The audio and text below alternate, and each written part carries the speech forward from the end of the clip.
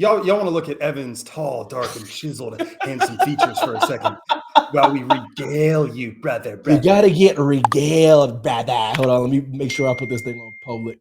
And I'm trying to buy time to make sure some people can funnel in and file in single file, just like you were coming in from recess after a wonderful day of Foursquare, possibly kickball. Alyssa Colson's trying to make it work in the Instagram. She's listening, so we appreciate that all the way in scenic and historic Connecticut, brother.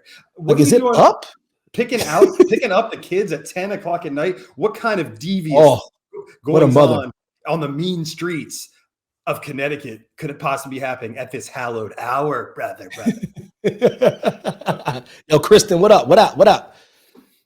So for those of you who have no idea what the Meest is, then for the past several years, you have not been a fixture in Evan nor myself's lives, so shame on Val. However, if you were with us since the beginning, we appreciate it. We are back in action. This is your time to, if you're pre-gaming because you're going to go out and make a couple bad decisions tonight, let the liquor flow forth from your cup. You can pre-game with us. Or if this is all you're going to do all night, if you're an old soul like my good friend Jackie, and you just want to lay back with Lolita and just chill out at the house in scenic and historic Florida and listen to the sound of Evan Mack's voice and myself, you can do that too. If you're Alyssa Resnick all the way in Connecticut and you're driving, we appreciate you too. And I expect to see Monge, Dylan Matthews. I know Johan's going to pop up. So we got people all over the globe joining the Meest. This is your time to celebrate, enjoy. You know, Evan, everyone's always invited to pull up. That's all you got to do. Oh, you can pull up now. Now you can always pull up. Oh, there we go. The YouTube work. Okay, everything working right now. Dylan Matthews in there. David Perry up in there. Lucci up in there. No, they up in there. Z Money up in there. Lucci. Yo, what up, Z? What up, Z Money? We got some people up in there. This is the perfect time to bring back the Meest Podcast. We got a treasure trove, a bevy of people in here that we don't normally have in there. So Friday night, this must be the right time, JMC. This is the spot. If you're pre-gaming, if you're drinking, let us know what you're drinking. I'm going to go the safe route tonight. I just got a little H2O. Evan's got a little something flowing forth from the cup, brother. Evan, what's in the chalice, brother? Now, it looks like water, but it is not water. It's masquerading as water, but this looks, I'm trying to keep it light. I'm trying to keep it low cal for 2024, JMC. Low cal, little liquid courage to get me through the show. Little vodka, little club soda. I was going to say, for a minute, I thought it might be a little white wine flowing forth from the chalice. I don't have any white wine. Damn. Okay. I mean, you and Heidi become very refined in your, like a bottle of fine wine that touches the lips of the Meest and the Meestess. Now, I got to ask everybody a question. Let's just turn it over to the chat, light and loose. This is not on the docket. So I'm going somewhere with this. So bear with me here, guys. When is a pizza? Oh, we got mad people in the chat, but continue. Go. Shout it out then. Let it be known then where you stand on this topic that deserves a lot of respect and a lot of attention given to it. I'm going to start off hot and heavy. This is what's on the tip of everybody's tongue. This is what's on the root, the cerebellum of everybody's brain. Evan, when is a piece of pizza no longer a piece of pizza? If it has buffalo chicken, if it has cheesesteak, is it still a piece of pizza? Because the pizza I know and love is cheese, pepperoni, and some sauce and some crust. It doesn't need to be pepperoni, but it's cheese. And I say that to say this. I'm going full circle. When is a goldfish no longer a goldfish? Vanilla cupcake goldfish? This is not the goldfish that I know and love. Disgusting. Now, is this little trinket a tasty morsel? Indeed it is. But it's not the goldfish and the cheddar and the cracker that I need on the tip of my taste buds, brother. Yeah, I'm not a fan. Whatever you just said about that goldfish, I'm not a fan of. This is the problem. This is how you know you're starting to get old. When little things like goldfish are making you say, get off my lawn, that's how you know we're starting to get a little bit old. It doesn't mean we're wrong, though. But to go back to your pizza question, I've come a long way, brother. I've come a long way. I've things change you, life, circumstances, you see what I'm saying? Livelihoods. I finally had my big head wife come around, have me come around on the pineapple and ham can still consider the pizza. It's dangerous territory once we start putting fruit on the pie, daddy. But I've come around. So when there's a pizza, I guess it stops at ham and pineapple. You damn right it does, because that Hawaiian pizza is my favorite pizza of all time. But beside the point. All right, that's not the show topic that you came here for. But if you want to chime in, when is pizza no longer a pizza? I agree wholeheartedly with Evan Mack's assessment. Yeah, you wish if you were Evan Hart, we'd be a lot more rich, wouldn't we now? We wouldn't. We'd be doing this podcast from a different place, man. Yo, Dylan Matthews in the chat. David Perry said it has to be in the pizza with barbecue sauce. What else? What other condiments or food items would have to be on the pizza to make barbecue sauce a viable option? At that point, it's a flatbread. You can have a whole plethora, an array, a consortium of flatbread options. Nobody said you can't have a consortium. So we're loosening you up. We're greasing the wheels, but we're going to get into a hot and heavy topic just to make sure we're not just floundering here.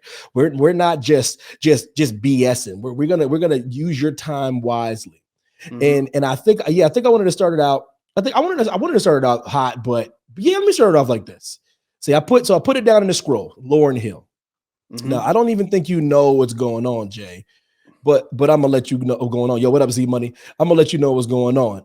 Yo, Z Money, to let you know it's on Facebook, it's on YouTube, Twitch, as you're on right now. Marisol says oxtails on the pizza. You better kick rocks on that, homie. Kick all the rocks on that. You can't. Why you go so black, fam? Yo, Tyke, why you go so black? But listen, oxtails on the pizza, the most Negro thing I heard all night. Listen, so we got Lauryn Hill, fam. She was doing a concert. Yeah. She was starting a tour, Jay. Mm-hmm. Check this out. She was very, very late, like some hours late. Throw it at me.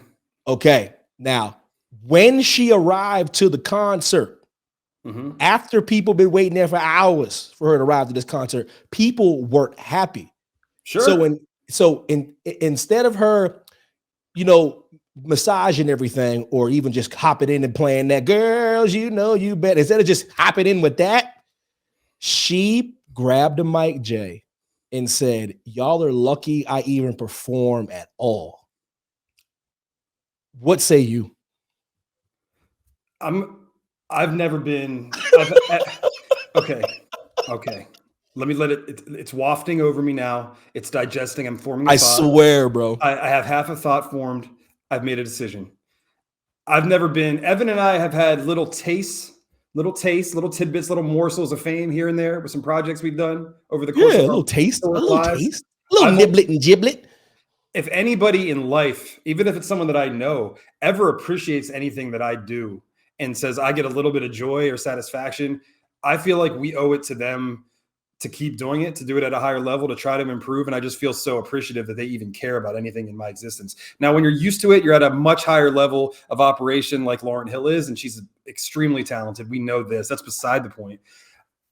Obviously, you get a little bit jaded and you take those things for granted. However, Evan, I can't ever possibly justify that type of behavior. The people that you perform for, that have supported you through thick and thin, since probably even before the score came out by the Fugees, one of the greatest trios of all time, back in, I want to say, 1996. And guess who broke up the Fugees? Yeah. Lord Hill. Jay, everything you're saying is accurate, bro. This is my problem, dude. As a performer, as an artist, as a person people come to see, who paid the hard-earned money for, the only thing you need to do is show up and be great. Yeah. That's all I'm saying, brother. Show up and be great. That's your only job. Ain't nobody lucky that you even showed up. No, you're lucky they even paid for you to show up. That's where the luck comes in. With content more readily available, quality content for a lot of it, more readily available and accessible than ever before. Honestly, at her age, at this point, to still be relevant, she's fairly lucky herself. Now, off one album.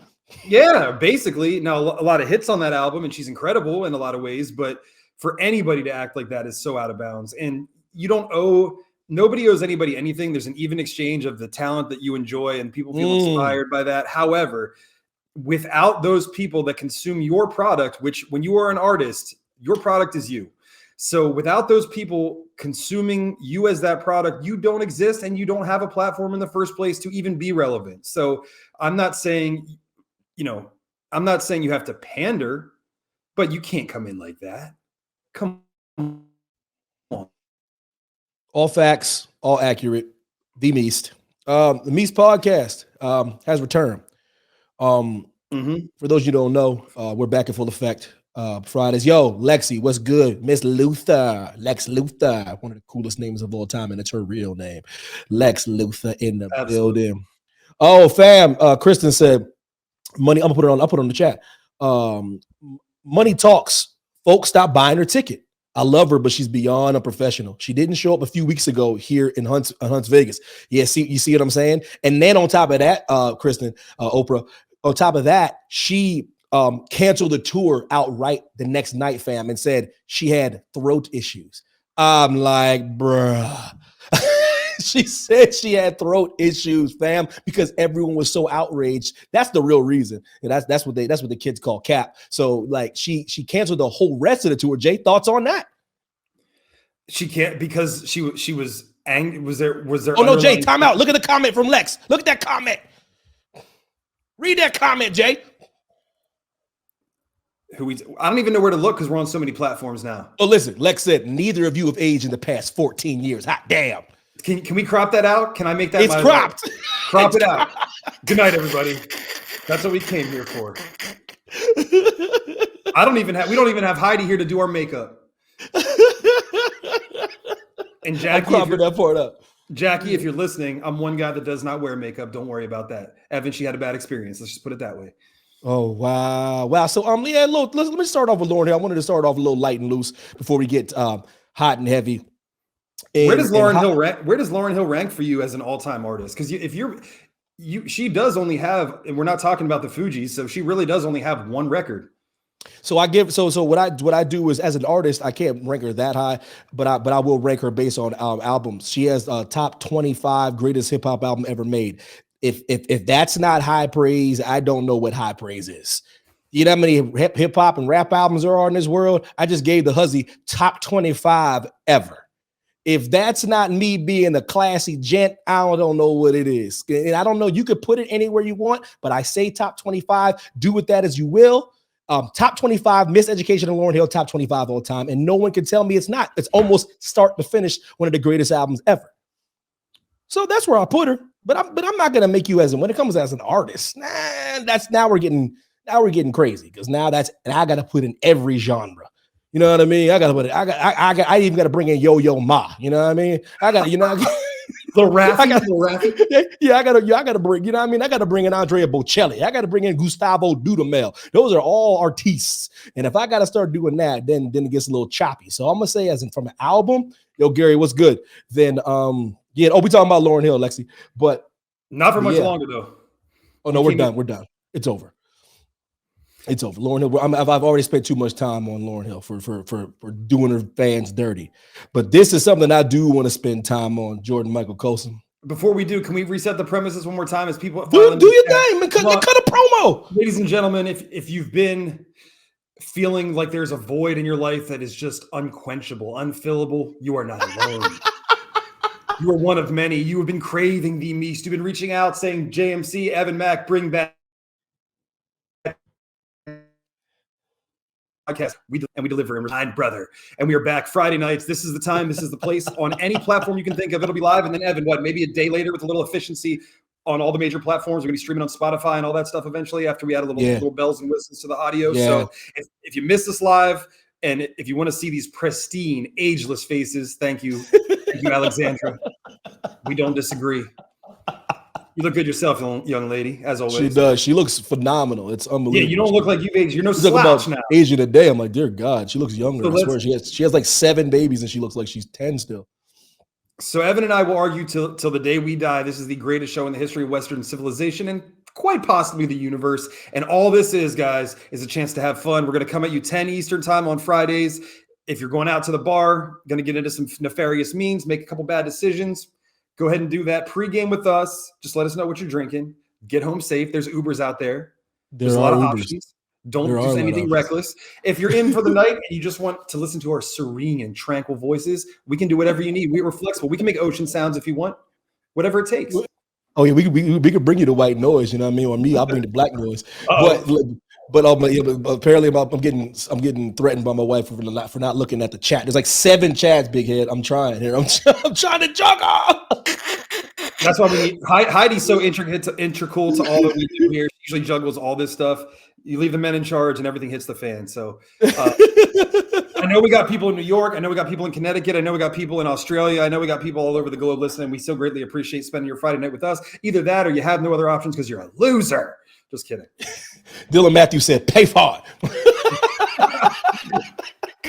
Yeah, you can pray for it, but you damn with gonna pay for it. Listen, with a terrible segue coming up right now.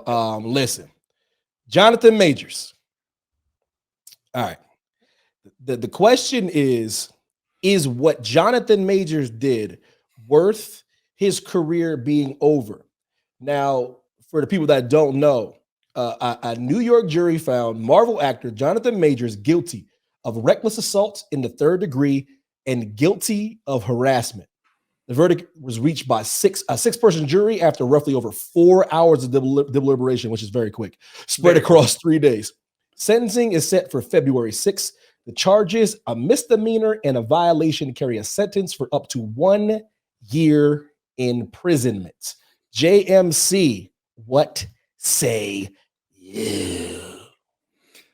I followed this case relatively closely, mostly just Evan and I talking shit back and forth and messaging each other about hearsay and the pandemonium that was this case. And we went from thinking he was dead in the water and guilty to seeing him running down the street looking like he was in fear of his life with this little skinny young lady to thinking like, man, maybe he really didn't do anything. So I just know closer than I'd like to admit about situations similar to this. I'm not going to ever say I know what another man or woman is going through because I don't. But I will say that I've been in similar situations. And Evan, I can say that I've exercised more discipline and constraint than I ever thought I was even capable of. At times was afraid for possibly my livelihood, not to be over dramatic and hyperbolic. And awesome. I just know that the optics, which are arguably more important than reality. And especially when you're on that level and you're Kang the Conqueror and you're famous and you're in the new Creed movie and you have name recognition, you can't make mistakes or choices like this. So there's a bigger story at play here, chat, and let us know what you think, because this applies to all of us. Does one bad decision or one mistake, and I don't like that word mistake because a lot of times they're calculated choices, whether fueled by emotion or not, is one mistake, one bad choice enough to condemn someone for life? Because make no mistake, whether you agree with Mr. Majors or not in this situation, he will never, and JMC means ever, be at the same level of hype, nor fame, nor grandeur that he was. He had the whole Marvel Cinematic Universe, whether you think it's crumbling before by the short and curlies. He sure did. He was the new Thanos. Will never live up to that maniac. However, that's my favorite character of all time. People, be easy. But I just don't know. I feel like we'll never know exactly what happened. But I also know that when you know who you're working for, and you're working for the evil empire, and you're working for that mouse, yeah, you can't do it. P's and Q's. What do you think? I'm gonna tell you what I think. Jonathan Majors forgot how black he was, Jay. Jonathan Majors Jonathan Majors forgot the cardinal rule. Jordan Michael Coulson. Jonathan Majors forgot that he got one of the most old Negro faces in all of Hollywood. He forgot that he got like an old 1765 slave ship type face. He forgot. He forgot. Now, people don't think that's a factor. People don't think that what I'm saying is gospel view. You know what I'm talking about? Listen. Listen. He forgot that he looks like the very first Negro. That's what he forgot. And when you do that and you start smelling yourself, you start reading your own press clippings, you start reading all the good things Variety and Hollywood Reporter saying about you, you start to think you're untouchable. You start to think you can't be touched. And when you forget and you lose sight of your chocolateness and you lose sight of what you are, then the world will quickly remind you something my father has always taught me. Always remember that you are black, because if you forget, the world will remind you. What I'm trying to say is he had a little bit shorter of a leash, so to speak, with this situation. The optics are bad. Strong, like aggressive black man, docile, innocent white girl, like in a car, grabbing her up, right or wrong. He forgot. And he forgot. But I'm gonna tell you something right now, Jay. He remembers now. He remembers now. So we can pretend, we can talk about what happened, what didn't happen. That's not what I'm here to talk about. What I'm here to talk about is something very fundamental. Looking in the mirror and realizing you look like if I could draw a black man, that's who I would draw. I would describe, if I was a blind person and you asked me to describe the blackest man possible, he would turn out look like Jonathan Majors. He would look like Jonathan Majors. But if, man, listen, you see me, I'm close enough to that too. I would have to be on my P's and Q's. JMC, sure. And I can, and if you look like me, you can do whatever you want. You can run for, you can run for president tomorrow, and you don't even have to be qualified, brother. No, it's look. Listen, Dylan makes a good point, and I actually seen this 60 Minutes episode, and it's so amazing. I did not even know that Dylan was related to this guy when me and Heidi watched this, but it's amazing. He's like blood relatives, first cousins with this guy. So his cousin is like a very, very well-known Australian rugby player. His ex, this is amazing. I'm gonna send you this 60 Minutes thing. His ex faked 3 pregnancies, accused him of the DV, made national headlines, was on 60 Minutes, and he was found innocent. You see what I'm trying to say?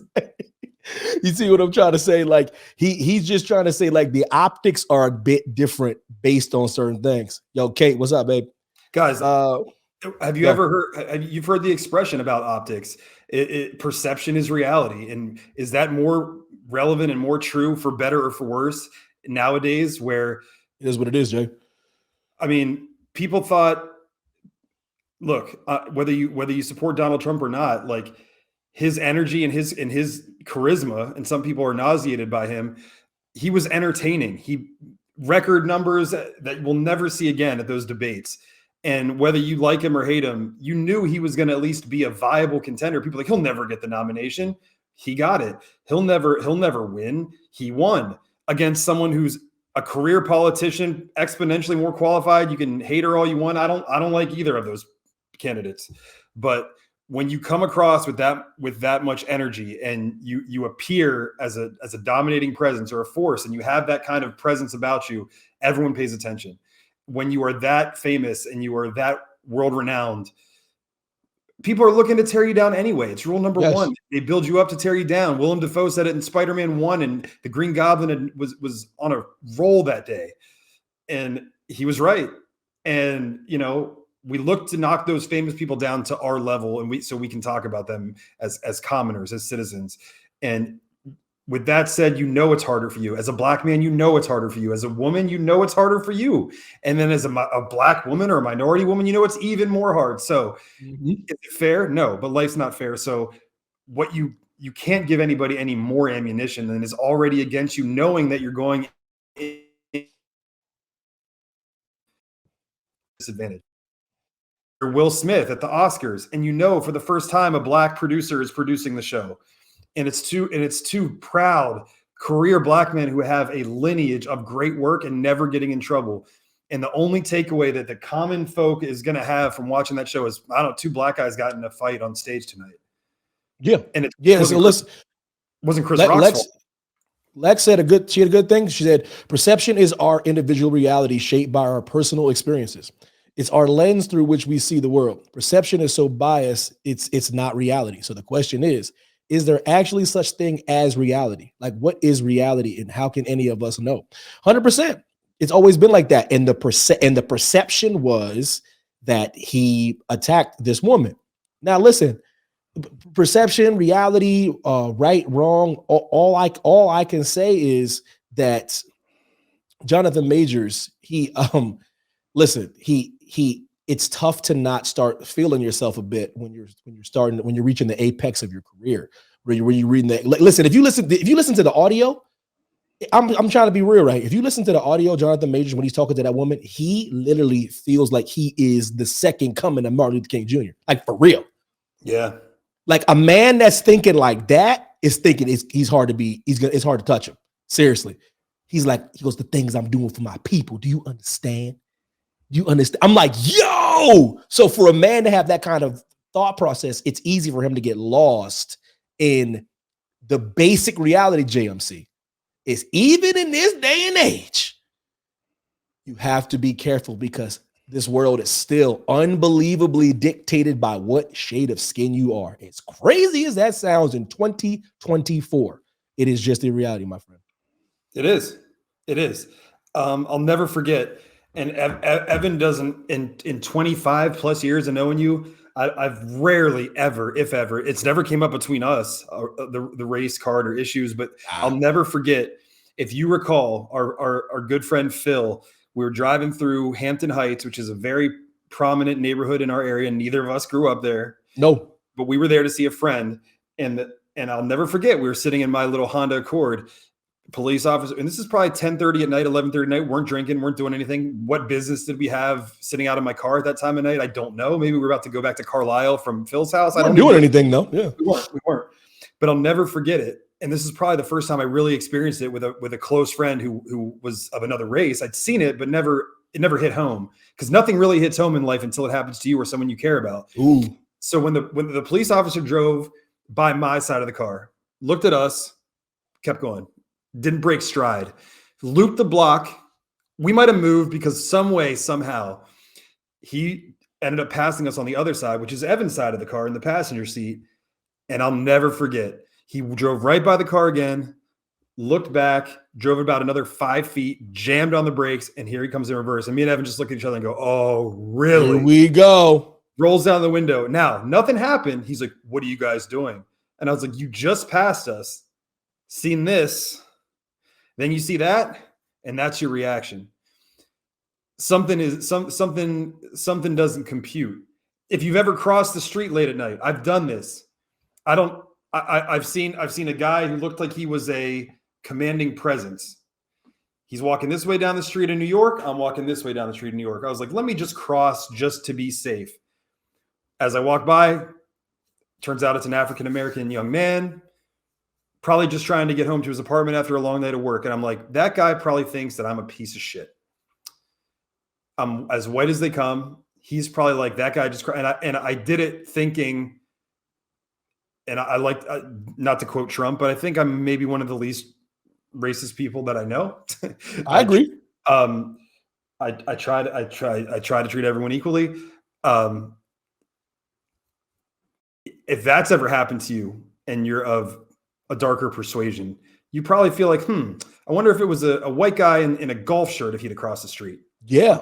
I wouldn't even have, I didn't even think twice that he might feel that way. He might not have felt that way, but he probably has that happen to him every night he walks home. And that can't be a good feeling. Heidi just said she double looks every time since she's been married to me. Like she never had to do that before she got married to me. You see what I'm saying? She noticed how bartenders act towards me before I tip. She noticed how waiters wait on us a certain place. She pointed this out to me. I don't say nothing. I just keep moving. But she's like, damn, this feels different since I've been married to you. I go, yeah, babe, it's just my job to kind of break the stereotype and over tip and just make them look like assholes. That's just what I do. You know what I mean? So, I do them with that Selena Gomez. I kill them with kindness. You know what I mean? So you obviously saw, in my opinion, the greatest Marvel movie, to kind of bring it back full circle. One of my favorite quotes, and it's a white person and like a green, pinkish silver person. So it's Wanda and Vision. And no Pinky Bear, what's good? Go ahead, Jay. Wanda's about to rip the stone out of Vision's skull. And basically Vision is like, you have to do this. He's like, and I'm going somewhere with this, trust me. He's like, it shouldn't be you. It's not fair that it is, but that's the way it is. And is it fair that you have to acquiesce? Is it fair that you have to do any of that? No. But someone like yourself, who's forward thinking, who thinks with a level head, who rightfully so, maybe has a little chip on their shoulder and says, I'm going to show these people. You now have an opportunity to do that. And you can educate somebody. Should you have to? Of course not. It's absurd. It's 2024, for the love of God. However, it shouldn't be you. It's not fair that it is, but that's the way it is. So, yeah, brother. So someone like Evan is going to make the most of it and turn it into an opportunity. again, shouldn't have to do it. Easy for me to say from where I sit, but people that go the extra mile to do that, I always applaud them. Now, if you were to get up in arms and be like, that pisses me off, I can't tell you that you're wrong for feeling that way. But when you make the choices you choose to make, I admire you. Someone who's been abused before, which I have, later when I could digest the situation, I was proud of the way that I handled it. In the moment, was it scary and was it violent and everything? Yes, it was. But I knew, just being a larger individual and being a man, I was like, this isn't going to look good. And also, even if I was defending myself, I would still regret what I did. So, in that situation, I could almost say, if something really bad happens to me, I can rest easy knowing that I handle myself the way that I would want my kid or somebody that I love to handle themselves. And Evan, in your case, in all those situations I've ever seen, I hope you can at least rest easy knowing that you went above and beyond and did something pretty spectacular, because it's not easy to do. Loving it, brother. Love it. I appreciate everything you say, dude. It's one of those things where I have to be that brother that kind of just breaks the stereotype. I got to, man. It's crazy as that sounds. I don't like that kind of stuff. So I have to try to be. When I leave, I want them to be like, huh. I want them to have that private moment with themselves, being like, damn, I judged that brother. He tipped me better than most people tipped me this week. I like that thought, and I'm sure that thought has happened on more than one occasion. I've had people that Evan, say to me, "Oh, he's one of the good ones." I said, "Are you effing Listen. But moving on. So something I wanted to do on this show, I'm gonna probably do it every time we do the show, every time we pull up. And I don't know what I'm gonna call it. I'm calling it. What do I got a name for it? Maybe I don't know. We gotta check in. We gotta check in with who's in the chat though, because plenty of people are in the chat. I feel like Tom Cruise in Minority Report. I'm trying to listen. Z Money, Lil Pinky Bear, Monge just left, Wheel 5 Stud, Muffin, Dylan Matthews, Heidi Mack, Alexander Luther, Lucci's in the chat. We got a bevy. We got a bevy of people. Openers in the chat. Yo, Jim just pulled up. What's going on, Jim?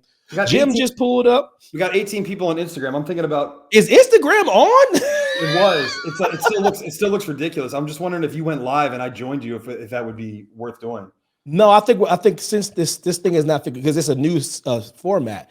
Okay. So what's going on is if we might just do it the old school way. We'll just do live and then do the share thing. You know what I mean?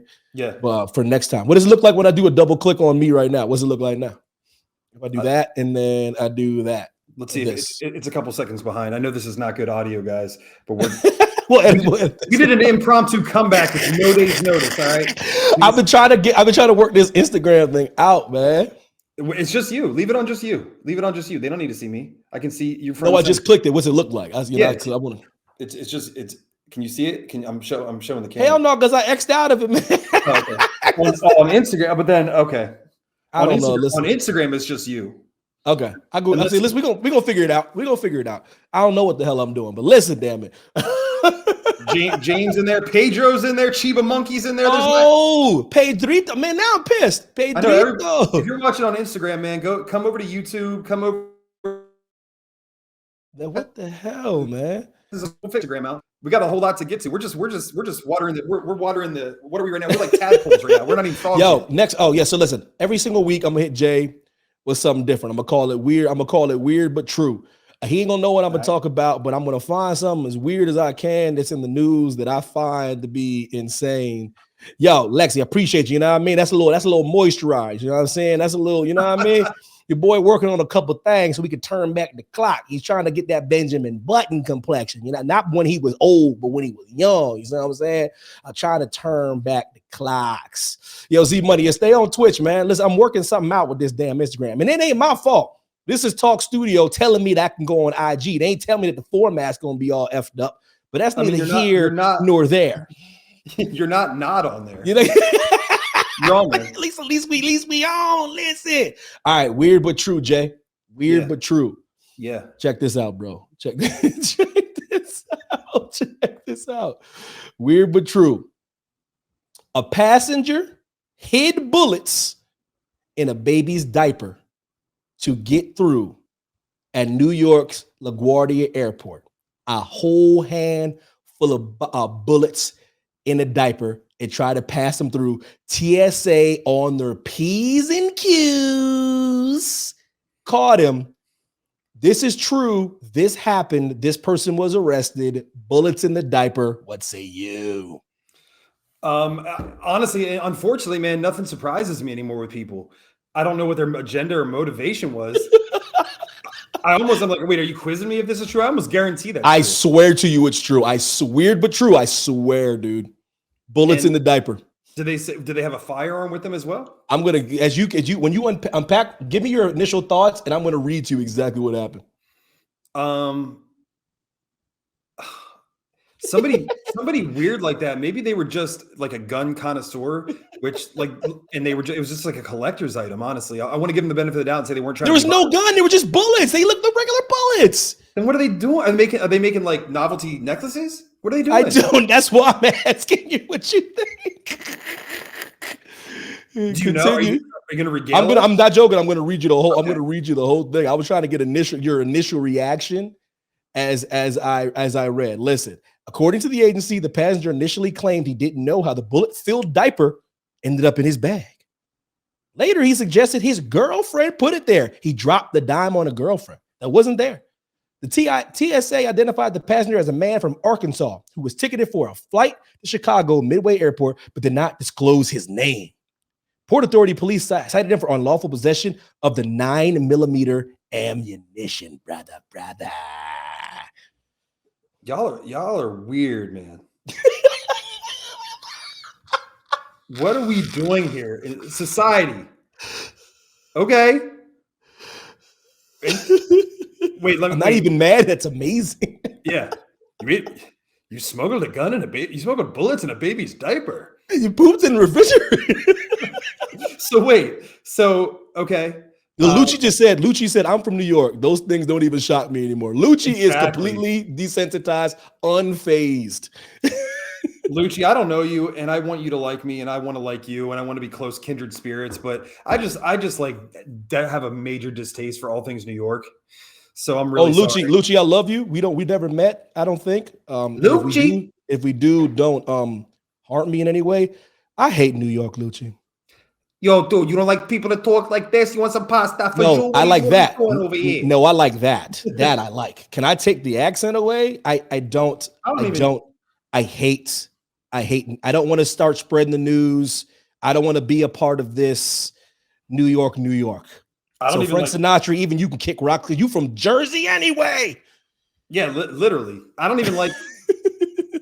Listen, man. Dylan, you like New York because you only been there like a half a time. You 700,000 miles away. Dylan, I like New York. You amongst kangaroos most of your life. And Dylan said, I effing love New York. I effing love New York. Dude, I don't know about New York City, bro, but Long Island, bro. Oh, no, shout out to Z Money. Z Money is in upstate. Shout out to upstate. You know what I mean? Upstate New York is my kind of New York. That city can kick rocks. Anyway. Lucci said that New York City is the most hated. That's what I disagree. Everyone I talk to loves that city. Everyone that say I love New York that you can buy in Mexico. Dude, when I lived in Germany, I used to ask all my teammates what city you want to go to. They had their pick of the litter. And I didn't say in America, I said in the world. And they would say New York to see Times Square. I'm like, oh Lord. Yo, you can kick rocks too, Wheel 5 Stud Muffin. You love New York so much that you live in Florida right now. Kick rocks. Like Florida's not a superior state in every way. Shout out to Jackie Downey Jr. in Florida. I can't stand that state, bro. Dude. I didn't even know that we both felt that way. This is why he's my best friend right here. Come on, man. Let's go. Bro, dude. Maybe because I went to college and my roommate first year was from East Meadow, Long Island, bro. Dude. I love him though. Yeah. Because so many things have come from his voice and where he's from though. But guys, it's not even hyperbole when I tell you that Steve from East Meadow, Long Island talked like that. He did. He was a genuine article. He's like, dude, if your girl breaks up with you, bro, what you do? You get it, bro. You drive by a house and you throw red paint on a house, bro. That's how we do it in East Meadow, bro. I'm like, why? He's like, that lets you know I could have touched you, bro. I could have touched you, bro. I'm like, listen, that's Heidi stop. Listen, Heidi stopped door dashing because the Meest Podcast has returned. She's having a nightcap at the Mondre and eating the Bowley. The $7. Come on now. The greatest, the single greatest, most valuable item on any menu. Dollar menu, be damned. Hey, yo, Gary, Biff just said, listen, the only thing I like about New York is the buffalo. Exactly. That Buffalo, New York, the Bills Mafia, right next to Toronto. That's the New York I'm talking about. The nice, pleasant, wholesome New York. The Brady Bunch parts of New York. I get so tired of a Wall Street executive shouldn't be rubbing elbows with some vagabond on the subway. And if you don't know what a vagabond is, I trust you've seen The Lion King. Do some research. Oh my God, I forgot Kate was in the chat. Oh shit. Oh, Kate, listen, babe, listen. What I meant to hold on, what happened was she's almost disqualified because she's like a Broadway girl. So she's like, listen, but I would put go there. Oh, here we go. Listen, See, okay, friends, you're not doing New York right. Times Square is trash, I'll agree. But if you take some time to explore, there are some beautiful neighborhoods in Manhattan. Manhattan, of course, Manhattan's the only place you're supposed to live. What you talking about, Caitlin Gracie? Caitlin Gracie sounds just like this, by the way. She does. I just did her voice to a T, brother. It's so weird because that's exactly what Heidi sounds like too, apparently. Listen, it's not my fault. Both those ladies sound as ain't my fault. And every other female that Evan ever talks like sounds just like that. It's amazing. These vagabond shoes, they shut the hell up. It's enough to make kings and vagabonds. Sorry. So yeah, and guys, that's not just aimed at New York. We're both from Pennsylvania originally. We're in different places now, but we don't like Philadelphia either. No, at all. Philly can kick rocks. I'm to a point. I don't like dirty cities. Yeah. I don't like. Listen, hold on. Oh, damn. Hold on. See, look, Caitlin, why you telling people our business up in here? You know what I mean? She's like, we've hung out in New York together. She's gonna fuck out of here. Exposed. That I said, oh shit, I got exposed. And probably paid $37.99 for one drink. Listen, I expose. Lo, she took me to a show. One of my favorite shows of all time, actually. Caitlin says Philly can kick rocks. Appreciate that. Lexi said Pennsylvania Dutch bothers me. Oh, I'm gonna need you to calm. Hold on, I'm gonna need you to pump the brakes on that now. I love my Pennsylvania Dutch now. You don't have any respect for forefathers. This podcast is exactly what I wanted. I wanted y'all to come on here talking this shit. Because now I'm going off the risk. You ain't gonna be talking about the forefathers. How dare you? How dare you?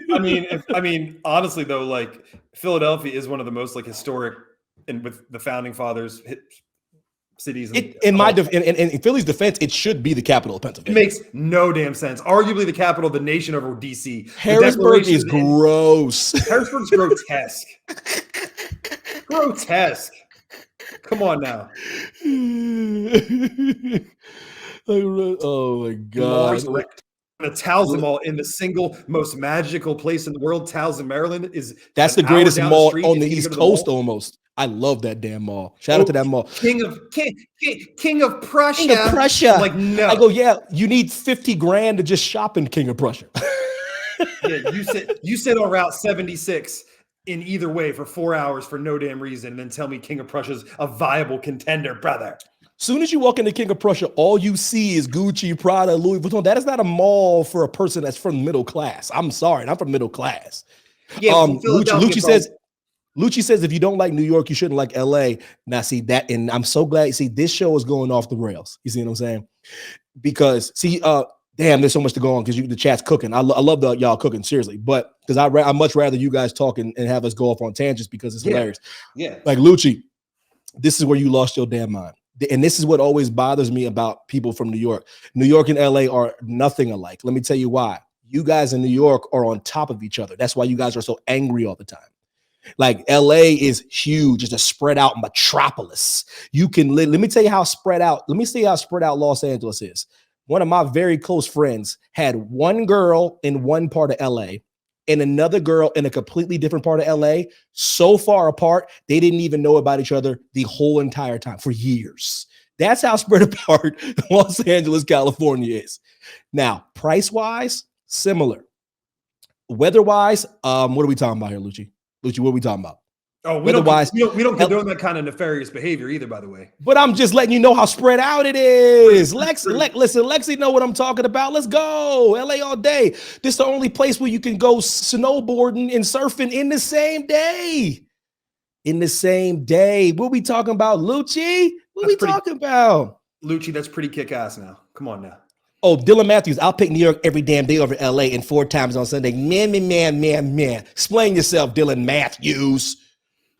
Like, I'm so sick of people that don't like nice weather and hot people. I'm sick. I'm sick of y'all right now. LA's different. I mean, also, if you have any hopes and dreams of, I mean, obviously at some point I had to make the decision in my career to either actually move to New York at the time or eventually go to LA. I chose not to, just because, I mean, I don't know what would have happened. I'm not saying I would have made it when I had some opportunities and actually was trying to transition and possibly get an agent. I just didn't really want that. I didn't really want that lifestyle, and that city wouldn't be somewhere where I wanted to go at that time. Now, part of you always regrets that, but if you want those opportunities, a place like a New York or an LA is obviously where you need to end up. But at least at that time. Now you can kind of make your niche anywhere. So it's interesting. Jay, this is, I don't know why this became a hot button issue, but it is. Z Money. I'll pick LA over New York weather-wise if I had to pick from those two. Will Five Stud said LA can kick rocks. Jim DeSanto says Philadelphia, where natives of Central PA go to feel better about themselves. I'm like, that's amazing. Dylan says LA is dirty as AF. California is a different story. If LA is dirty, what's New York? What is New York? It's a cesspool. Grotesque. They have rats bigger than my dog. Are you in, like, legitimately? What? What's happening right now? Lucci goes, I like that the chat's on the New York side. Is that Tyrell? I'm always open Schaefer? That's Tyrell, the first beige assassin in the world. Schaefer, what's going on? The biracial angel. What's Tyrell? I'm peppering in the pocket right now. You better run a damn hook route, boy. Oh, he already hit a slant real quick. I know he's open too. I know he's always open. A little sluggo, but Tyrell, my guy, my man. What's up, Tyrell? Okay. I've known that young man since he was knee high, man. I'm telling you. I'm very, very proud of it. And I'm very sick of this chat. Everybody can kick rocks. My girl Kate can kick rocks. Everybody, my wife is with me. Lexi's with me. There's a few people that's sane. What in the hell? Are they so okay? In this chat room, I got like 20 windows open up. I'm trying to figure out where I'm sick of everybody right now. Go ahead. All I know is that Tyrell's open. Now we're going to do a pump and go because we already hit him with that short route. Now we're going to hit him underneath. We're going to fake underneath, and we're going to. We got him cheat. We got the safeties cheating up. They're cheating up. They're cheating up. Give me Richard Rayborn on one side and give me Tyrell. I'm always open Schaefer on the other side. I can't stand y'all in this chat right now. We have topics to get to eventually. We do, but this was fun. This was fun. Yo, hold on, Rel. Where you still? Rel, Rel, what's better, New York or Los Angeles? Rel, what's really good? Tell me right now. I'm gonna move on, but I'm gonna come back to it when you say, yo, Rel, New York or LA. We're having a hotly contested debate. Hotly contested. You and your lovely wife Heidi, like, you spend a lot of time in LA, but like that's mostly pursuing opportunities. Obviously, you planted some roots there and made some great friends. But do you actually love the city for just the city itself? Because like I actually do, bro. Okay, I do. So that's cool.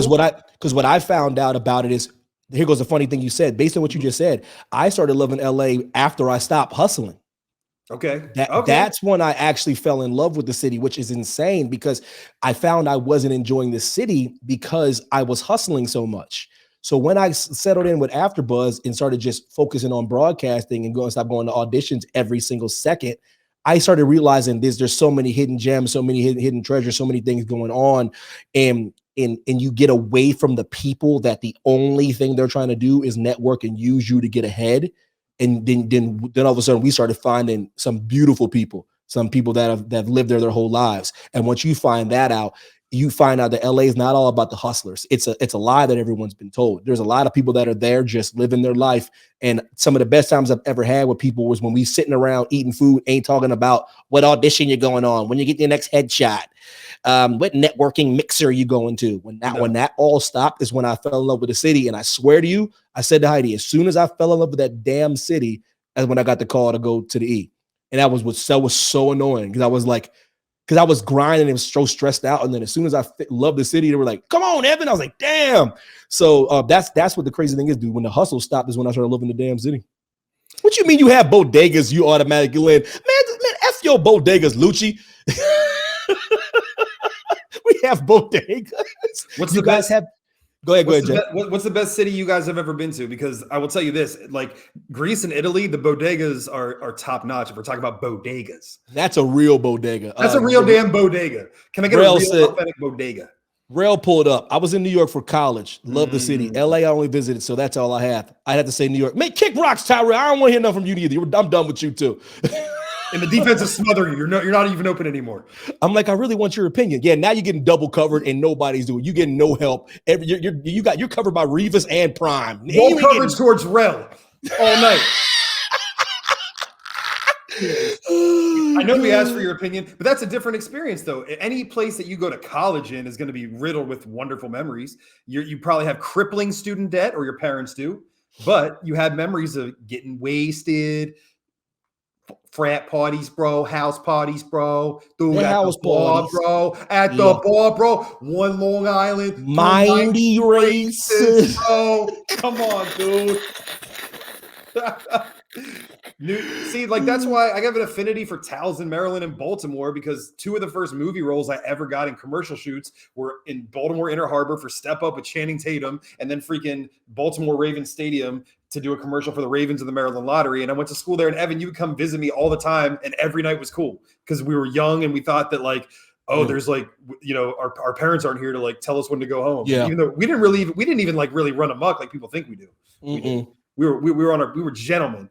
Many nights, Evan and I escorted young ladies home and just tucked them in as guys were trying to take like legitimately happened. How many dudes can honestly say they legitimately like real talk like Disney movie tucked in pretty girls and then left the dorm? There's not many men on the planet that can say that. Like literally tucked them in the bed with no nefarious means. And then never even had any intentions of seeing them or call. We took her out to a steak dinner and never called her again. Yeah, we did her like Dorothy Mantooth. You know what I mean? Yo, Caitlin. Who's a saint? Who's a saint? She's a saint. Don't forget that. Caitlin says y'all are a mess. I agree. Rel's laughing. I agree. Lexi said, I never thought I'd miss the East Coast at all until I lived in Kentucky. Damn, that bad girl, but you changing lives. You over here talking to troubled men. You over here imparting wisdom. You helping men get through tough times. That has to be said. Something to be said about Kentucky. Y'all got the Derby. Y'all have fried chicken. You got you got the Colonel. You got the Wild. Y'all got bluegrass. They got. Look, Alexis said, "Dirty Mantooth is the same." She is. So, well, man, this show is going off the rails in the best way. Montgomery Village, is that where Evan used to live in Montgomery? I love Montgomery. That's where Biff's at. I love Montgomery Village. He's talking about the Village Cafe. He's a Village Cafe staple. Oh, hold on, wait. Yo, Gary, you here? Oh, Gary, you here? Now. I got to ask you a question. Gary, you here? Yeah, he's there. I want him to say yes right now before I go on this rant, because this is something I should have done a long time ago. How do I type to these people, man? I'm about to go to Facebook. Facebook's popping right now. Facebook is fish grease right now. Okay, Gary's here. Okay, I'm gonna do this in real time on this insane. Listen, the rebranding, the renaissance of the Meest Podcast. Jay's not even gonna know what I'm doing, but I'm doing it right here, right now. Now, Gary, we've not rehearsed this at all. I have been telling Jay about this one guy for about more than a decade that used to come in the Village Cafe. Oh no! And please. I have never been able to prove that he exists to Jay because he's never, ever seen this person in the flesh. You were at the Village Cafe more than I was at the Village Cafe. You know a lot of the people that were in the Village Cafe. And I need you to confirm this, JMC, Jordan Michael Colson. Yes or no? The character known as Po' Boy exists. And I have no idea what you're going to say right now. Po' Boy, does he exist? Yes or no? Me and Jordan's friendship is on the line, brother. I'm waiting with bated breath because I have a theory about this, and I'm 900% sure I'm correct. Po' Boy. The greatest? Yes! The boy. No way. The greatest day of my life. Okay, Gary, hold on now. Gary, yo, hi, did you hear that? Did you hear that? It's the greatest day of my life. Gary, level with me now. Is Po' Boy actually Evan, 6 or 7 Washington Apples, and he's 3 sheets to the wind, doesn't realize he has an alter ego, and it's an alternate side of his personality, a la Tyler Durden in Fight Club. Listen, he's not gonna indulge this because I'm telling you, this dude is real. Oh, you weren't sexist, Lex. That was dope. I'll come back to that. Alexander, men are the least. Ain't sexist if it's true. Sorry. Anyway, the greatest bar of all time no longer exists. It was called my Village favorite Cafe. bar of all time. It was the greatest bar. And if you've ever seen a skit that Evan and I did, there's a good chance that half of the humor, although I usually take credit for writing and directing when Evan's usually the star of the show, but we both write it together. Half of that humor comes from this guy who I've never even seen. Yeah, that's what he thinks he's fake. Listen. Yeah, you see what I'm see. Listen, Gary is cutting a promo right now, and Gary has been in the Village Cafe. I right in the corner, right by the bar, to the far right side in the bar stool. I know exactly where he sits, and he would know. He had a good vantage point if Po' Boy was real, and he was a dude that would run amok in the Village Cafe. And based one of my favorite characters that I've ever done on Po' Boy. Po' Boy is the Reverend. Po' Boy is like every stereotypical guy that I do. And he's such an inspiration. And the fact that Gary has confirmed it, because Jordan thought it was me, like Fight Club, all this time, and it wasn't. You always had an excuse why he wasn't present. I know we didn't go there that many times, but we saw so many colorful characters in there that were amazing. I mean, this place is not even real. I love this damn place. And the beer battered fries and the menu. Woo. Unreal. I love, and I'm not going to call it a dive bar, but I love pubs and dive bars like that. And shout out to Brew House. But Kate said, "Yo, Ev, after a half dozen Washington Apples, yo, hold on now. Why you bringing up old stuff? You know, a half dozen, easy dozen. Apparently not. I do like 3. She said a half dozen though. A half doozy. Heidi been to the cafe? She loves the cafe. You know what I mean? Man, I love that damn. Why you bar, changing the subject? How many Washington Apples? She would know for sure, so I need to be careful here. And if Kayla made them, I already know I already know the firmness. Stiff. The Sealy Posturpedic. Stiff as a board. light as a feather. Stiff as a board. Light as a feather. What movie is that, Jay? The Craft. Oh! Is it? That is. Oh, okay.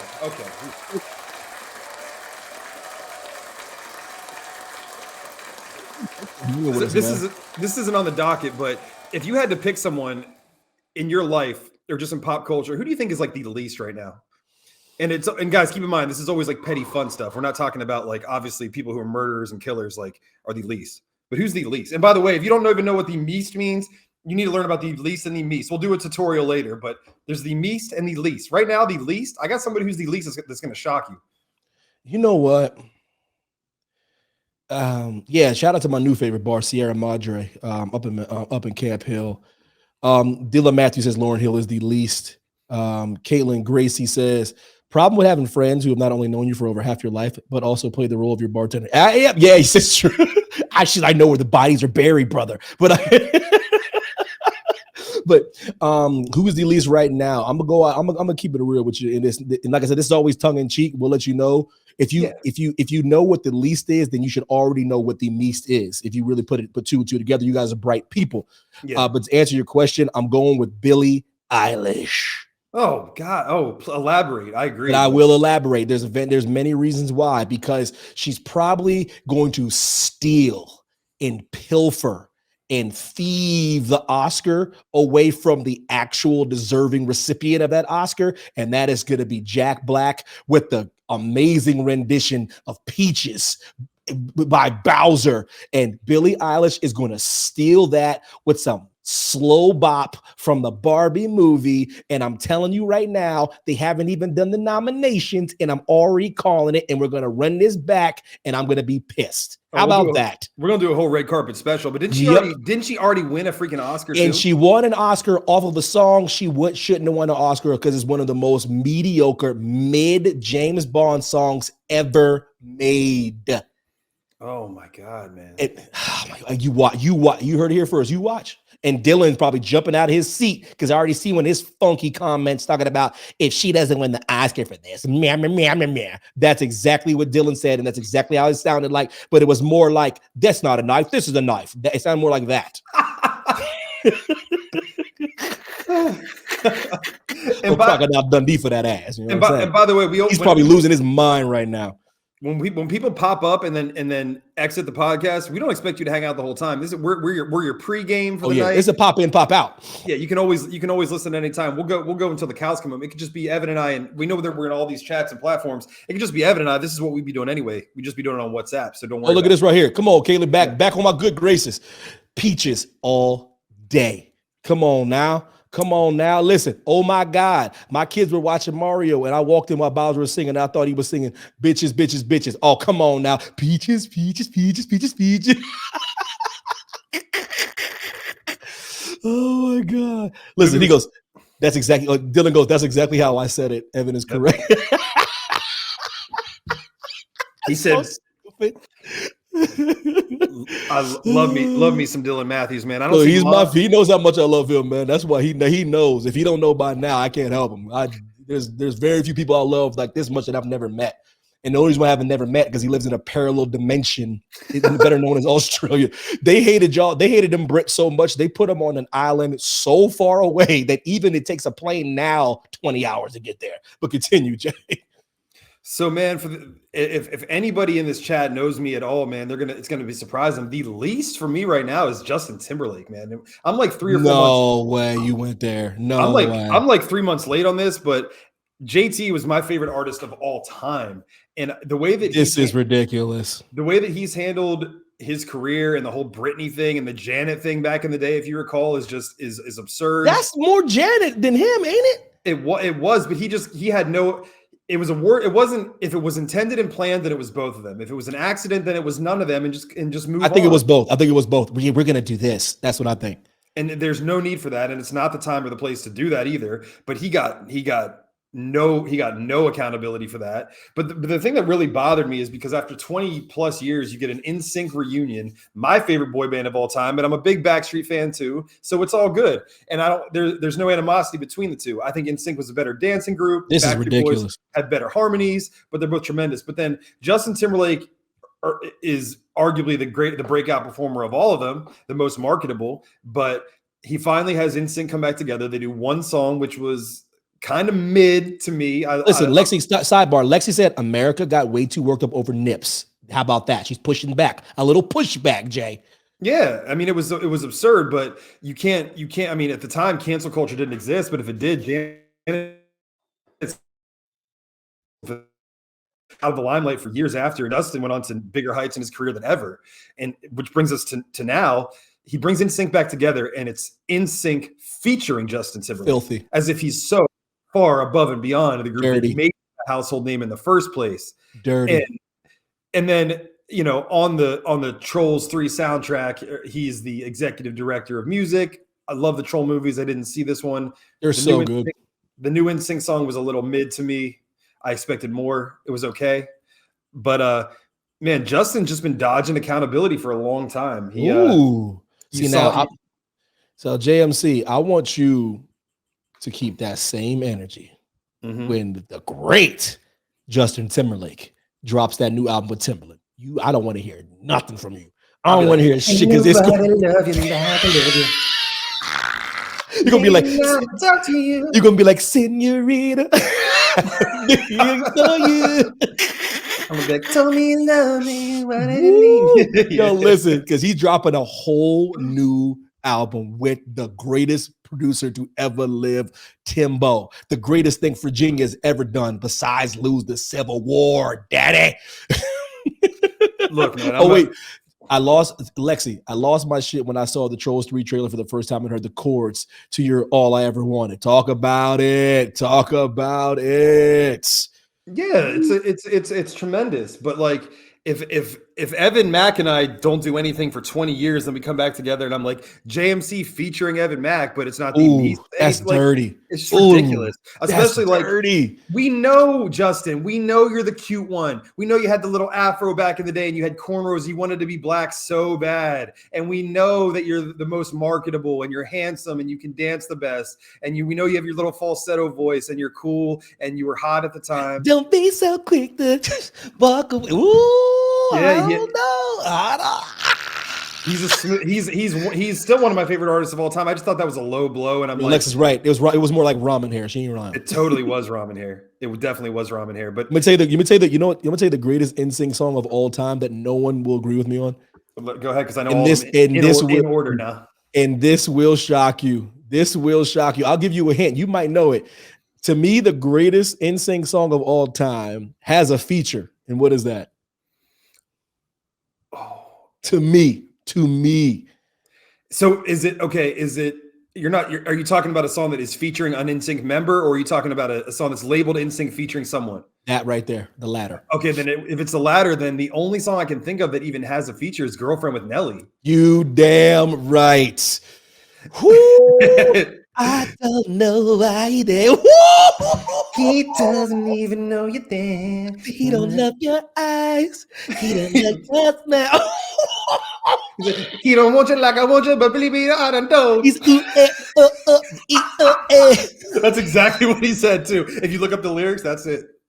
He like Okay, baby, what is it gonna take for you to be my lady? He said, tell me right now. I was like, ooh. Okay, all right. You got a point too.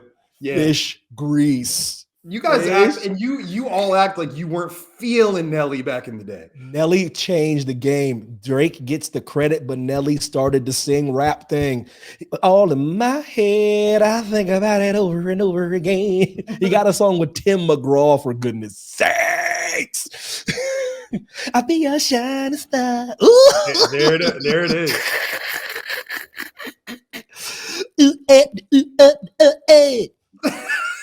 Oh, hey, that sounded like every Nelly song I've ever heard. But they all sounded good though. They were all catchy. Yep, Heidi goes, he is the Meest, except when he has bigger than NSYNC. I'm a firm believer in don't forget where you come from. Don't forget where your bread is buttered. You can always go solo. The one thing that me and Heidi love about K-pop, there's so many reasons why me and Heidi love K-pop. Our favorite thing about K-pop is a K-pop artist will do a whole solo album and then the next day pull up back with the group. Next day. It's like their solo album was just a pit stop. Go for it. But they always come back to the group. Don't ever act like you're too big for the group that broke you out. Like every single person in BTS has like 3 solo songs. Next thing you know, all BTS comes back together. You can't forget where you come from, JT. You can't. Like Heidi goes, again, Evan's impersonation exactly. Oh, that one's spot on. Like, we all know it's tongue-in-cheek when I do Kate's voice and Heidi's voice. We all know you guys actually don't sound like that. Heidi's voice has a little bit more, a little more depth to it. It's a little deeper. Everyone says she sounds like Miley Cyrus, but she's older than Miley Cyrus, so Miley Cyrus sounds like her, but I won't get into that. And we know Kate's voice is adorable as well, so we all know I can't nail their voice. But one thing I can nail is eat up the E-A-A-O. You know I can nail it. Yeah. We know I can nail that. Oh my God. Oh my Lord. How is that not him? He has a song called E.I. Literally called that. Come on now. How is that not Nelly? That's Nelly. Nell. Boy, Nelly, put some respect on Nell's name. Oh my gosh. Country grammar changed the game, boy. We're going down, baby. Okay. He's like, boom, boom, they got ready to let it go. That song is literally about a drive-by, and we loved it. That's what songs. And no one knows except for right now. I was today years old. And by the way, that song was about murder. If we can get rid of a phrase that's popular now every episode on the show, I'd be happy. I'm going to nominate I was today years old when I learned. Please, let's get rid of that. I like that. We're going to nominate I was today years old. You know what I'm trying to eliminate? I'm trying to eliminate sus. Okay. It had a pretty good run though. But how about we just say suspect? How about that?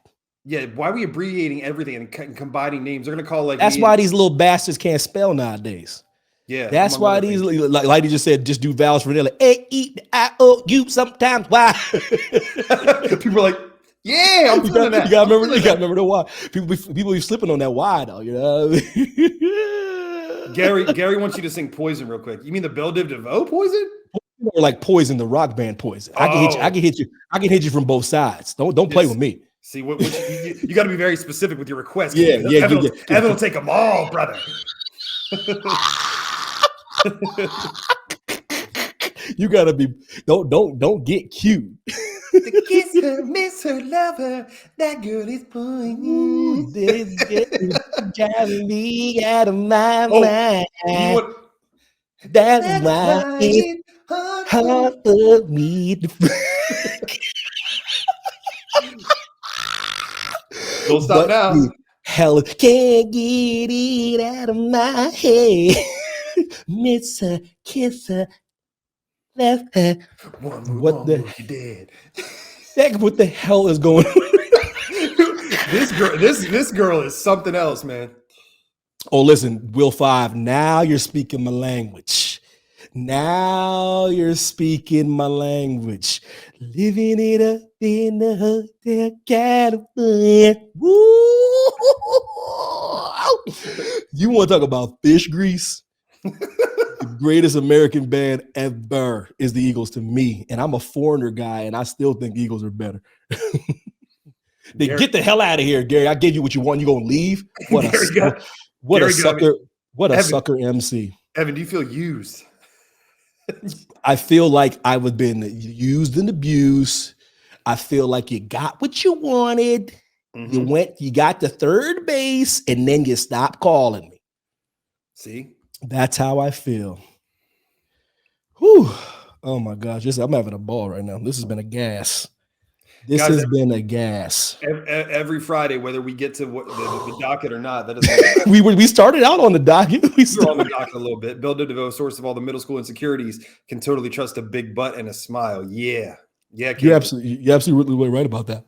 You're absolutely right. It's making you insecurity. Yeah, it's like because Kate has a big butt and she got lie. She has a big booty. She knows she has a big butt. So imagine having a big butt and then that song coming out. And they say you can't trust a big butt and a smile. And she has that and a smile. Think about how she had to grow up. Can you think about when you're walking around your life with no problems, without a care in the world? She literally had poison written about her in a negative light. All because she had a robust derriere, brother. And a smile. And a smile. You're supposed to have a smile. It's a package deal. Oh, okay.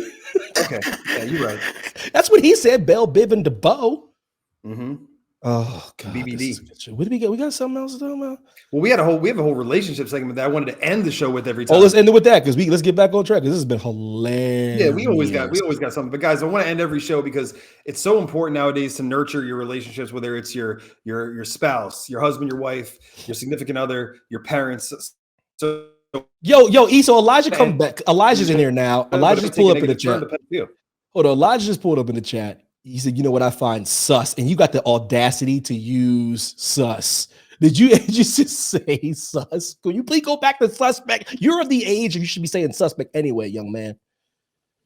He said reach? Did he mean preach? Oh, did he mean reach? Did you mean reach? Yeah, because he's going off the rails. He's going off the rails. We can talk about that too some other time. That could be a whole show. And Will Foss said this should be a weekly thing.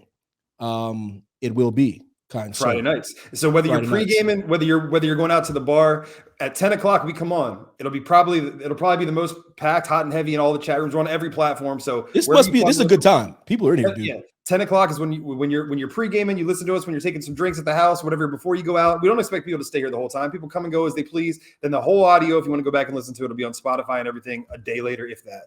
So yeah, Elijah. We'll definitely talk about them. We'll have a whole episode. We'll do a whole episode.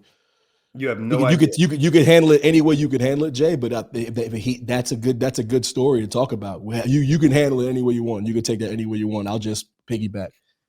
That's a great one. Since Elijah want to pull up with that, damn. I have nobody. He must have just heard something. But see, everything because certain people refuse. Look at this. What he said. Because certain people refuse to take accountability for anything. I only know what I've heard, but I know a lot about what I've heard. Oh, we're gonna talk about that, but save that. That's a nice little cliffhanger. That's some good stuff, man. If you really need to talk about it, we're gonna talk about it. Then this podcast is gonna be off the chain. Yeah, I mean, this is what I wanted, though, man. This is what I wanted. I wanted entertainment. I wanted controversy. I wanted real, and that's about as real as it gets. Y'all stay tuned for the reach conversation. Ooh. Yeah, man. I mean, we'll talk about it. End the show how you want to end the show, brother. So so talking about relationships, man. Evans, and we don't even have to get into a full segment here, but as we're winding down and we're heading off into the sunset, I always want to end with how we can improve our relationships at the end of the day. And Evan speaks from a position of authority on this because obviously he's been married for a very long time, happily married. I will argue in a great career where you and Heidi both have done some tremendous things. The greatest accomplishment you guys have is your relationship with each other, how much you respect each other. You involve each respect, value, and share what each other enjoys. It's just a very healthy dynamic. And I think you have a lot of insight that you can give it to people. And I think with myself being in a lot of what people consider long-term relationships in this day and age that are 3 to 5, 6 years plus that didn't end well, I can actually at least lend some spotlight. But what I want to get to today, and we get very specific and it always goes into a broader spectrum. So we're going to get to that. But I just think that it's very hard today because we've already established it's harder to be a female in this world for the most part. It definitely is, make no mistake. but in some aspects there's a lot of pressure because if you show interest, you come on too strong, or if you show that you even care or have a pulse or a decent human being, you're a simp, which is another word I want to get rid of in 2024, but we'll get to that at another time. If you're nice, if you communicate too much, you're clingy, you're creepy. If you hold back, you're emotionally unavailable, or you're a narcissist, or you have something to hide. So, Evan, when in society, if not 2024, if not now, then when? When are we going to stop playing games? When are we going to be forthright and upfront with what we want, who we want it from, stake our claims, state our intentions, and then make it come to fruition or not? You don't have to like me. You don't have to think that I'm handsome and I'm talented and I'm charismatic and I'm successful. You'd be wrong, but you don't have to think that. You don't even have to like me anymore. You don't even have to appreciate my advances or my flirtation style. But if you don't like me and you don't approve of the way that I'm coming at you, why is it better to ghost someone? Why is it better to ignore someone, to make them feel lesser than? Now, I'm not saying this happens in every case, but for all the reasons I just stated, if you don't come on strong enough, you're a simp. If you come on too strong, you're clingy and you're creepy. Evan, when are we going to stop playing games? And when are we going to be honest and communicate effectively with each other? When? Cutting a promo. Yo, Chef Justin in the building. Yo, I need some shrimp and grits. Absolutely. I'm sure you can whip those up for me, brother. I think that's the first dish I would want from the chef. Shrimp and grits. I'm spitballing. MC fan, I'm checking in on the fellas. What's good? We're good. Lexi says emotional immaturity. She said, when we truly know and respect ourselves, that's when. Yeah. Listen, to answer your question though, brother, what I started learning is it's not always just an age thing, but typically age does coincide with wisdom, but not always. I know a bunch of 45, 50-year-old babies still that treat relationships like one night stands. So So that's not always, I hate when people say, with age comes wisdom. With age should come wisdom, but it doesn't always come wisdom. So what I'm talking about is when I learned about girls and when I was dating girls, when I was always in the friend zone with girls in like always. And I'm not joking. I started analyzing why I was in the friend zone. And this is the dumbest, but the truest thing in the world. I was always in the friend zone with girls because I was nice. I was nice and supportive while they were dating the dumb guy. And as a guy that's trying to be nice, you were always like scratching your head, like, what the hell? That doesn't even make sense. You know what I'm saying? Then you start realizing, start hearing that stupid old chestnut that girls like bad boys. Yeah, a lot of girls like bad boys until they get effed over until they're past their prime. And now they want to do with a whole bunch of money that got leather bound books and is place smelling of rich mahogany. Very, very, very, very. But by that point, that guy that you have dissed that has acquired all those things is bitter and jaded now. Now he's bitter and jaded now. He's funneled all that energy and frustration into becoming a professional because he thought that was going to be the problem. And that's what helped him get women. Then he started realizing that he doesn't need a sweet girl. Now he gets with girls that like him for the money. And they're beautiful and they're young. They can be any age he wants. And he can date younger girls until the day he dies. And he has a lack of respect for women. And I'm not blaming women for this, but I'm telling you, the percentage of women that have hurt guys that turn into pricks, it's because they become jaded. I'm keeping it real. I'm keeping it real. So when I find that women settle in is when they figure out what they want and they figure out that the bad boy and the asshole, I guess that's a cool novel. How many times have you heard a girl say the guy was too nice? A million. But then to everything you said, a billion, a trillion, everything you said is so poignant and spot on. But then every Instagram meme and every Facebook post that you post talks about how you just want to feel safe and you just want someone to be honest. And I'm tired of the games. But every time I know there are very few decent guys out there, but I know a few of them. And when they do approach you, if they're not tall, dark, and handsome, or they're not of a certain financial means, they're creepy, or they came on too strong, or they just weren't my type. But at the same time, if that dude was hot, but he was a piece of shit, all of a sudden it would be okay if he was behaving the exact same way. Oh yeah. To your point, Jay, to your point. But I want wait, people are cooking right now. Hold on. Caitlin, I don't think it's about, put in the chat. I don't think it's about stating what you want. It's more putting in the work for a real relationship and people getting away from thinking that there is something better out there. Bars. Lexi, people need to stop settling because they're scared of being alone. Huge point right there. Go be alone for a while. Heal. Figure out who you are. Alexander says, I like reformed felons. And I go, yes, honey, that's fine. As long as they're reformed, baby. As long as they reform. People can change. I'm not judging your truth. I'm not judging. Oh, she's so stupid. Full circle. In the words of Lauryn Hill, it could all be so simple. We'd rather make it hard. You shut the hell up. But listen, no, but it's true. But Jay, to all your points, to everyone's points, like there's another fundamental issue. Like when I used to scratch my head, seriously, I'm an introvert, extrovert. I always have been. So that wasn't a thing until people realized it was a thing. They thought it was only one or the other. So when I was an introvert, being shy and trying to be the nice guy, talking to girls and always having girls bang very stupid, ridiculous, sometimes unattractive, less talented individuals, I just sat back and thought, while other people are getting high grades in school, I was getting low grades and just scratching my head on them. Why are these girls doing this? And what I started finding out is fundamental, like a guy that pretends like he doesn't care is attractive to women. But the greatest lie men have ever told a woman is that they don't care.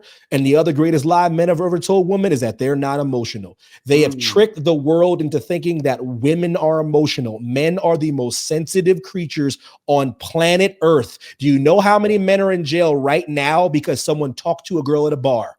Thousands. Think about what I just said there. There are thousands of men in jail for life for killing a person for talking to a girl. Think about that.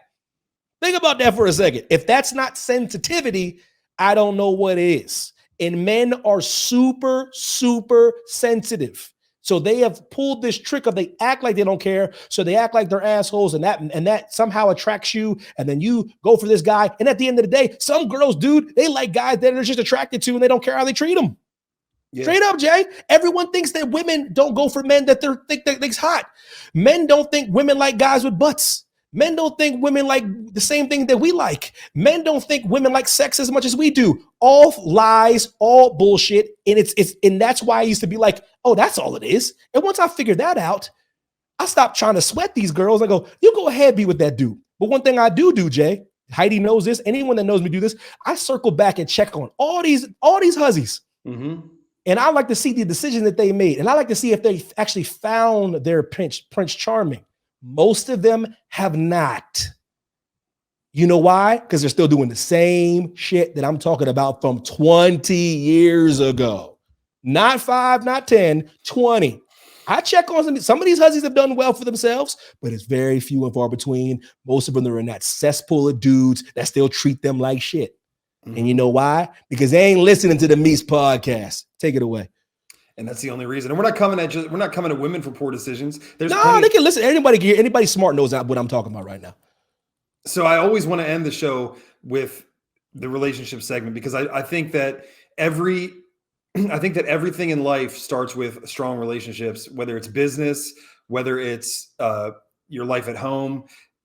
And that starts with communication. And I feel like that's in the day and age, we're all supposed to be more tied together and more accessible than ever. I feel like communication itself is in the poorest state that it's been ever. I feel like because instant access and ways to talk to people have become detrimental to actual real relationships. I work with kids, I coach kids, I mentor kids. Half of these kids can't even have a conversation because their head is buried into TikTok. And they're very good with this. They're horrible with this. And that's going to hinder them from getting a job. That's going to hinder them from speaking effectively, from giving an oral presentation or report, which someday you're still going to have to do. It's going to hinder you from treating someone with respect, looking them into the eye. The reason that between what's now considered old and what's modern, and we can kind of play in both spectrums. And I see it from both sides. And I know for a fact that every generation thinks the one after us is entitled and lazy and they suck.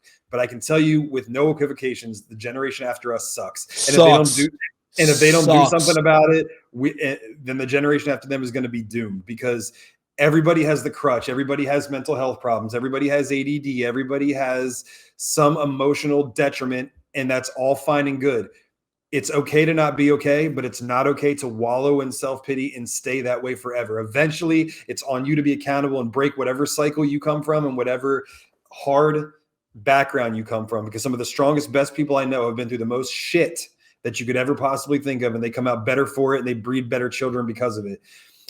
I'll end with this, Evan, before I turn it to you, because you should always end the show because you're the best podcast host that's out there and you're not appreciated enough. But I will say, the child that I'm responsible for, that I feel responsible for, whether biological or not, is one of the best kids that I've ever met. And I love him to death.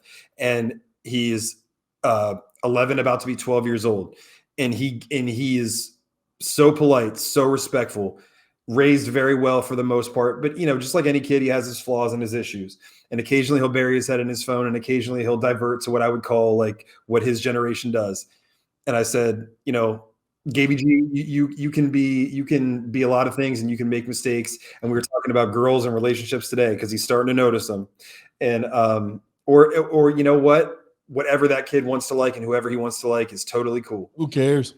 And I said, one thing you're gonna do, I said, you can like whoever you like, you can date whoever you want. I was like, but you're not going to lie to them about who you are or about what your intentions are. And I said, if you can achieve just that in your life, and your life does not need to revolve around or be based on relationships. I said, but if you can achieve just that, Gabe, I'll be proud of you for the rest of your life, because regardless of what happens to you, if a girl or whoever you choose to like breaks your heart, you don't let that change who you are, who I know that you are, because that's going to happen in this world, and people are going to do bad things to you, but you don't let it affect you to the way that you treat people any differently, because you're better than that.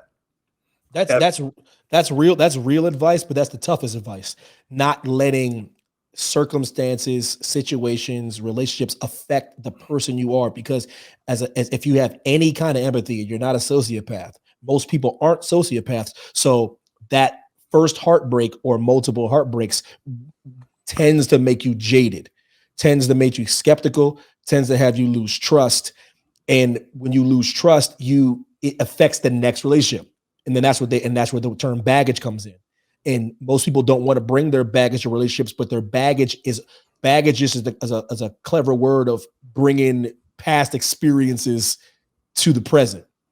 And it's still advice that you need to give a kid, because most kids don't get that advice. Ever. My parents were terrified to tell me this. We might have to call this segment baggage claim. Yeah. We're picking up right now. We're going to be better off for it. And that goes in all relationships, man. Like even this Evan and I went through a time where we didn't talk to each other, like over dumb stuff that could have been resolved. And that's on both of us, but it's on lack of communication. Yeah. So like, it's like, dude, I didn't really like that. And here's why.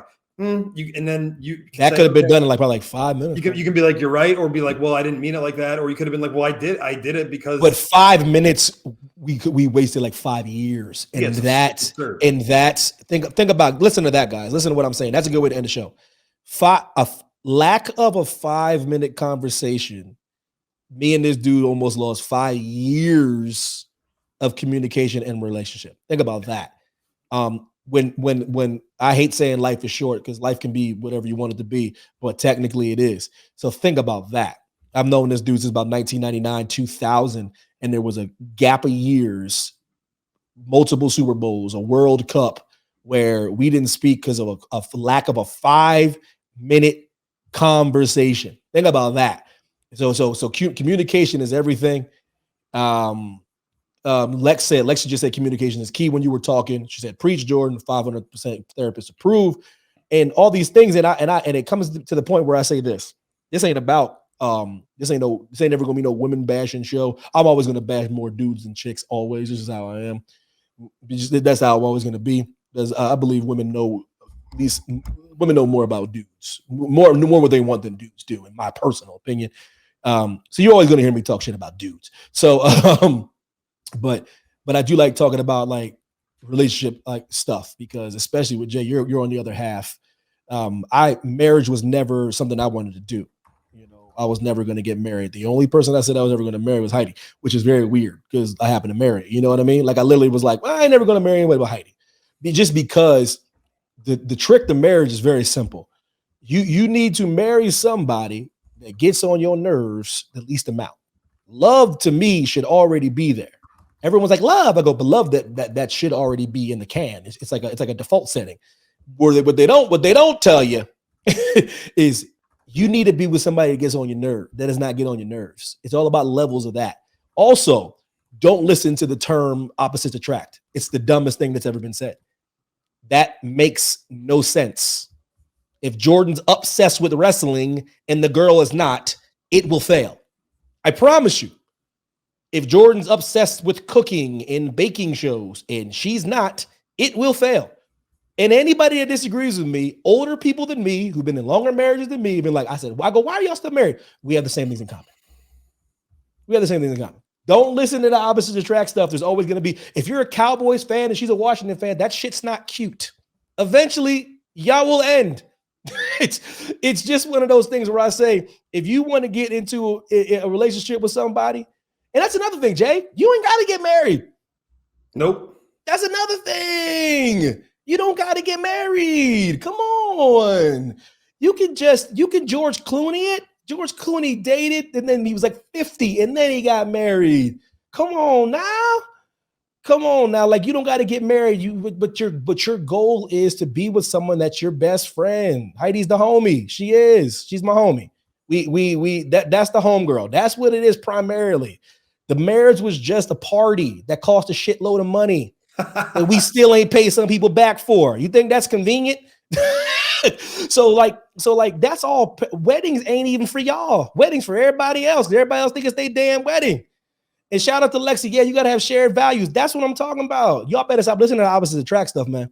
I'm telling you, y'all better stop listening to that. If you want to hear some advice from the boy, like some real talk, y'all know I joke a lot. Keep getting in those relationships with people that are completely different than you. Keep doing that. You keep doing that. Trust me, Heidi loves anime more than I do. But if she wants me to sit down and watch some anime, I got a couple of animes I watch. I watch anime. If I'm not joking, I did not know if Heidi was gonna like wrestling as much as I did.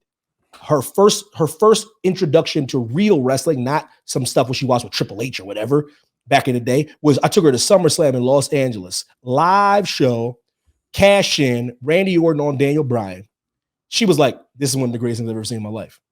And I was like, okay, this marriage is going to work. It's going to work. But think about that. If she wouldn't have, Jay, I'm keeping it real with you, Jay. You know how long I've known Heidi. About as long as you have known. If she wouldn't have liked wrestling as much as I did, we might not have made it, bro. Because I watch it too much. I can't have this girl in the next room while I'm watching Raw and SmackDown and AEW. I can't have that. That don't make no sense. That don't make no sense, bro. You know what I mean? In 2013, that was her introduction to the show of shows, and I showed it to her. Dude, listen, man, I'm going on a tangent, but I'm keeping it. Listen, people don't listen to me when I'm talking about relationships, man. If you want to listen, listen. Stop getting with people that don't like the same stuff you like. If you love sushi and she don't, that's gonna be a problem. Heidi knows how much I don't like sushi. You know what she do? Finds places where they got chicken and sushi. That's how it works, bro. That's how it works, bro. Boy, listen, but y'all go ahead, man. Y'all keep doing what y'all doing, but y'all wonder what, listen, it ain't magic, bro. This girl just likes what I like. I like what she like. I like being next to her. If you don't like being next to a person, it can't all be about sex and looks, fam. No. Fam, it can't be all about, because you can find that anywhere. If it's all about sex and looks with a person, then you're gonna be on the outside looking in where you want. Or you just stop getting married, Jay. You know what I'm saying? Jay, you've been married, bro. Don't be in no rush to get married again, fam. I forgot I was the other day. Honestly, I was watching. We didn't. I actually believe you. I actually believe that. I was watching Katt Williams thing on Club Shay Shay, and he was Shannon Sharp was like, "You ever been married?" And Katt was like, "How?" And then I was like, I was like, I was close again, and it didn't work out. And then I was like, at least I can say never been married. I was like, holy shit. I was. And then I was engaged again. And at some point, you got to do a little introspection. What's the problem with me? That's fair. I'm glad because we got to talk about the rise of narcissists in our country, because it's absolutely absurd and it's more prevalent than we think it is.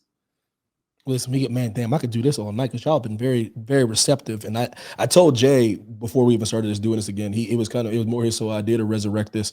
It's not like I never wanted to. It's one of those things where I didn't know when we was going to do it. So for him, he did this randomly today. I was like, oh, let's do it. But we got to make time for stuff that's important and a priority. We can talk about it forever. When is going to be a good time? I'm not ready to have kids. I'm not ready to do this. But if you want something and it's a priority, you just have to eventually do it. So we'll stay up a little. I'll be a little more tired tomorrow. I'll be tired and cranky anyway. But what I was saying to him, and I've always said to him, this show goes as the chat goes. So you guys, this is literally we're gonna make this audio. This is intended to be audio, but I got to do video just because I love video. But the chat, like I'm telling you, we make a rundown just in case there's no chat, so we can just talk our shit. But I am thrilled that people came and talked, because that's, to me, this was amazing. This show was never going to go an hour and 40 minutes, promise you. But it has because of you guys. And maybe they all do that. Maybe no other one ever does that again. But we didn't advertise it ahead of time. But it is going to be every Friday at 10. There may be an exception here and there. I do travel a lot, but with the way things are now, you just got to keep it going. And we want to keep it going. And we've always had people that, with no promotion whatsoever, can pop up and support us, and we appreciate that. And if you like at all what we do, we thank you. And if you want to help out what we do, the best way to do it is tag somebody and say, hey, listen to this. Yep. You might find this entertaining. You might find these guys idiotic. You might find them fun. And then the best part about it, Evan already said it, he hit the nail on the head. You guys are the best part of the show, and it's a cliche, and everybody says it, and everybody can hold hands and feel good and do trust falls. But honestly, you're the best part of the show, because it's the interaction, it's the communication, and we're a lot more alike than we think we are. And the divisiveness and the political landscape and the major TV networks. That's their agenda. That's their agenda. Make you think that. No, we all kind of want the same stuff, or we might not be thinking of something that you guys have a better idea about how we can go about it. And far be it for us to say we know the best way to do everything. So, listen, man, people still cutting a promo. Kate just cut a promo. Listen, when a marriage isn't right, it's easy to forget. Put it in the chat so everybody else can read it. When the marriage isn't right, it's easy to forget about it once you've moved past it. Coming from someone who forgets about hers every once in a while. I feel you, babe. I feel you. You were in a tumultuous one too. Seriously. See, I know Caitlin as long as you have, maybe longer, because I went to high school with her, and I didn't know she was married. She was, bro. It was a tumultuous marriage, and she came out better for it. I believe it was hard, but I believe she came out better for it. I think it made her a better person for it because it was hard. Lexi, people today thanks to things like TikTok, therapists throw the term narcissist around too loosely. We all have narcissistic tendencies at times, but that doesn't necessarily constitute narcissistic personality disorder. Lord have mercy. Is that not bars from Alexandra Luther? Somebody got a degree in a frame on the wall in that household to actually say the things that big facts. Yo, Heidi Mack, what's that remind? Who's that remind you of, Heidi Mack? Who always talks about, you don't got to put in the chat, baby, but you can put LOL. Who's that remind you that talks about somebody being a narcissist in her past marriage that really wasn't confirmed to be a narcissist? She just say that all the time. It's a big word, man. It's a big huge word. Huge word. Narcissistic tendency is different than being a person with narcissistic personality disorder. That's a whole nother level, brother. Holly goes, LOL. Yeah, I know. So we'll talk about this some other time. 1000% better 7 years post-divorce. Shout out to your girl, Meest Podcast with the GOAT man, JMC. I'm your man, Evan Mack, aka Coco Cena. Chat's been amazing. Y'all been amazing. I'm gonna see y'all next Friday, Lord willing. We're gonna try to get to some topics. Y'all take it easy, man. For real. Love y'all.